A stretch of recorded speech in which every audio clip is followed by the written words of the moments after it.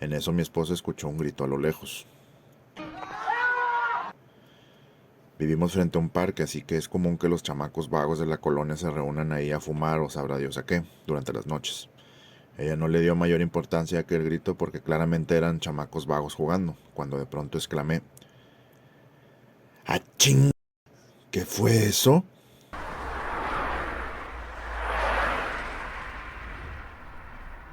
Esta pequeña historia de a continuación es de su servidor, espero que les guste. En 2021, cuando la pandemia estaba en su grado más crítico y todos nos aislamos, durante las noches teníamos la costumbre de tener la puerta del frente de la casa abierta, con la puerta mosquitera cerrada, esto para dejar que el aire soplara y poder mitigar aquel verano caluroso de la ciudad de Monterrey.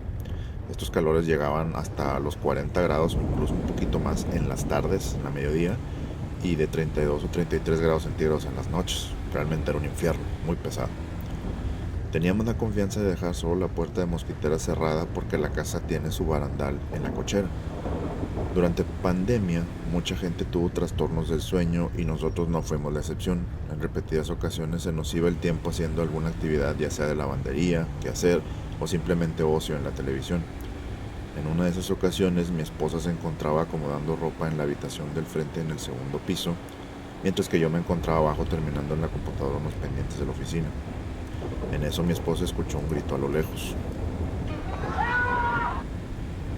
Vivimos frente a un parque, así que es común que los chamacos vagos de la colonia se reúnan ahí a fumar o sabrá Dios a qué, durante las noches. Ella no le dio mayor importancia a aquel grito porque claramente eran chamacos vagos jugando, cuando de pronto exclamé: ¡Ah, ching! ¿Qué fue eso? ¿Escuchaste eso?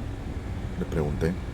Sí, a los chamacos del parque gritan: están jugando, no te preocupes, dijo mi esposa desde el segundo piso. No, le contesté. Escuché clarito que alguien estaba frente a la cochera y dijo: Buenas noches. Rápidamente dejé lo que estaba haciendo, me levanté y salí a ver quién había saludado a esas horas de la noche, porque era la 1 de la mañana, no había nadie. Revisé las cámaras de seguridad de mi casa para ver si aquellos chamacos nos gastaron una broma diciendo buenas noches y luego salir corriendo, pero nada, no había nadie.